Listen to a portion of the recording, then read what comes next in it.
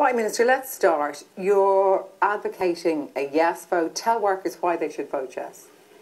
Well, after years of turmoil within the Eurozone, the euro is our currency. We want to restore stability. We want to have confidence going forward that people can invest in our economy, that we know where we stand, that we know that we will have prudent budgeting into the future, and a huge volume of people who are investing in our economy. The American Chamber of Commerce has spoken out about it in the last few days. Do so on the basis that we're part of the euro core. If we vote no, we're excluding ourselves from the European Stability Mechanism. It's putting our funding into the future at huge risk. We have much more chance of getting back into the markets with the insurance policy of the ESM. It's conditional on us voting yes. So there are difficulties with a yes vote. There are prudent disciplines that we're going to have to impose upon ourselves. We have to do that anyway. But a no vote is a step into the dark. We really don't know the consequences of it, but we know it's a place we don't want to be. Okay, same question to you, but why, John, are you advocating workers to vote no? Well, it's very clear that the austerity policies which are being imposed in this country, and indeed in Greece and Portugal and Spain, are clearly not working. There's over 400,000 workers without jobs in Ireland today. There's 25 million workers across Europe without jobs. And voting yes in this treaty will lock down the Irish economy and copper fasten more austerity measures. And no? It'll be a death by 1,000 cuts. The Irish economy will die. It'll wither on the vine. Voting no is not a solution in itself. Absolutely. But I'll tell you what it is. It's a start of a solution. Voting yes will guarantee there'll be thousands of more jobs lost. Domestic demand in this... We had our conference for the weekend down in your own home county in Wexford. We spoke to shop workers around Wexford, and they were able to tell us firsthand about the collapse in consumer spending, the collapse in domestic demand. Domestic demand in this country has fallen by 24% since 2008. That has thrown hundreds of thousands of workers out of their jobs. And voting yes in this treaty will mean that there's no hope for them. I stopped in Gorey on the way back, Minister, right? Again in your own home county. And I walked past the Dole office in Gorey, and there was 60 young men, all in their 20s, queuing up. Voting yes means that 60 will become 160. Absolutely not. That is absolutely wrong.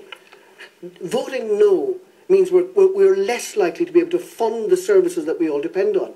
We're less likely to draw inward investment. The investors who are building the jobs, the list of new investments we've had in the last year have said the services that we all depend on. But we are borrowing 16 billion this year from the only people who will lend us affordable money. To pay off the gambling debts of bankers. But the reality is that's what we have to face. We can walk away from that debt, which means that we have no access to any of that money. We have access, sorry, we do have access. Let me finish the point. We have no access to any other funder, and if we don't have access to that money, we have to balance our budgets immediately. And that's not cutting public expenditure, that is slashing public expenditure. That's the result of the no vote. Okay, let John come back in then. Being blackmailed, what are the money? Being blackmailed to vote yes, being held to ransom in this country is not a reason to vote yes. It's absolutely not. It's probably the worst reason to vote yes. There is 250 billion in the European Financial Stability Facility, and Irish government can apply to that facility. They already are part of our funding bailout for the first bailout. It's borrowed money. No, let me just explain to you. Pile up the debt. But there are other methods where we can get funding, and it's not contingent on voting yes in the fiscal treaty. I just told you there's 250 billion. You're saying borrow more money. The problem with this economy is we're borrowed up to the teeth. We have to have some future for our children. The solution is go and borrow more money from whom? No, the solution... The EFSF will not give us money except on conditions. We're borrowing the current 16 billion from the funders, including the EFSF. The solution is to grow this economy. Yes. To let this economy do the heavy lifting. Yes. Back in the 90s when this economy was in trouble, we grew our way out of recession. This treaty was going to put us into a depression, a double-dip recession. The last 2 quarters in 2011, the the Irish economy shrank. That's a recession, Minister. That's a double-dip recession. You're telling us clearly what your view is of a yes vote. But you're not telling us what your view of a no vote is. If we reject access to the ESM, if we shut ourselves out from the funding, the only funding we have into the future, the guarantee, the support base we have to get back into the markets, we're facing catastrophe. You might say that is a blackmail, you might say that's a gun to the head, but that's the reality. But I fundamentally agree with you. We also need a growth strategy, and that's what the government's been working on. We talked to the unions in relation to accessing the pension funds. We will use the National Pension Reserve Fund. We need a strategy as well. but they're not mutually exclusive. We have to have access to the ESM, we have to be part of the Euro core, and we need a growth strategy. But there are other sources of funding. I've already told you. Borrow more. Well, you're going to borrow more, obviously. I mean, this country is running an 18 billion deficit every year, so you have to borrow more. But you're borrowing more to pay off the bankers' debts. At the end of the day, there are other sources of funding. There's 250 billion, which doesn't come with, with strings attached. It doesn't, Minister. Not due respect, it doesn't come with strings attached. From the SFF? No, from the European Financial Stability Facility. Yes. They are one of the finances of the current bailout. Yes. We can apply up to July 2013 for funding from that facility. And it is conditional. It is not conditional, Minister. In all honesty, it is not conditional. It is not conditional on us voting for this treaty. No, the EFSF is the funding mechanism we use to borrow the 16 billion we're borrowing this year. We're on a trajectory between now and 2015 to work towards a 3% deficit. This year the target is 8.6%. We can't continue piling up debt. And the EFSF, the 250 billion, this backstop of money, is available to us under stringent conditions. I know this because I'm negotiating with the people. They're in town right now, and I'll be meeting them again on Thursday. And they're telling us what we need to do to get that money. We should certainly tell them, take a hike, take your money with you. And we have no access to any money. And one of the things you will have to do, Minister, if this treaty is passed, one of the things you will have to do, you'll have to shrink the Irish economy further.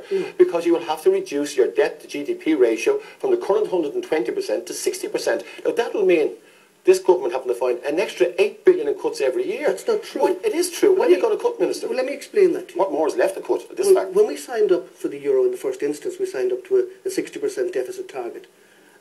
A lot of countries breach that, as well as ourselves. In the McCreevy era, he said we spend when we have it. The idea of the new Stability Pact is that in good times we store up money to have to spend in bad times, like any prudent spender will do. We have to work towards getting our deficit in order over time. We're not impacted at all by the treaty until 2015, and after that we make adjustments at the rate of 1/20th a year over time to a position of prudence. But position of prudence means 8 billion cutbacks every year. Where are you going to find that cutback? It's not true. You can only find in cutting back in essential services and essential infrastructure. And already this economy is dying. And a vote for yes in this treaty will be the death of 1,000 cuts for this economy. There's no doubt about it. The bottom line, John, is you're saying vote no and we can borrow money without cutting anything. I'm saying vote. That is just patently I'm saying not vote true. no is not a solution in itself. I'm saying vote no is the start of a solution. No, it's the start of disaster. No, this government doesn't have a plan B. It doesn't have a plan B for investment in jobs. It doesn't have a plan B. It doesn't. Let me explain it to you. There's 400,000 people on the dole and growing. There's 50,000 people living in the country every year. Can I just say, I want to ask, as we close on this, that situation where the Taoiseach, came out and appealed directly to workers, how awkward is it for the Labour Party to break with the traditional solidarity? You yourself, your father was secretary of the ITGWU for 40 years. You yourself were involved with the INTO. I mean, do you have to sell your soul at a time like this as the Labour Party? My father was a very prudent trade unionist. And there's thousands, hundreds of thousands of prudent trade unionists who want to work our way out of the problem we're in. They understand the reality. But John is absolutely right, and I want to agree with him. We need a growth strategy as well, and that's what we've been working on night and day. We have a growth strategy. We need to balance our budget. We need to pass this treaty. And at the same time, as SIPTO has said, we need a strategy to develop jobs through the resources we have, diminished and all as they are by the bankrupt position that we were bequeathed by the former administration. Let me ask you, your General Secretary mandate, you're also Vice President of ICTU. There is this big vote tomorrow.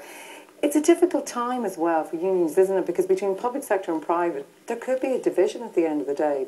Well, we are a broad church, and we do represent different types of workers. But shouldn't workers be united at a time like this? Well, workers all across Europe, every union federation in Europe has come out strongly against this treaty. And I don't think Ireland should be any different. I don't think Confederation in Ireland should break ranks with its brothers and sisters across Europe.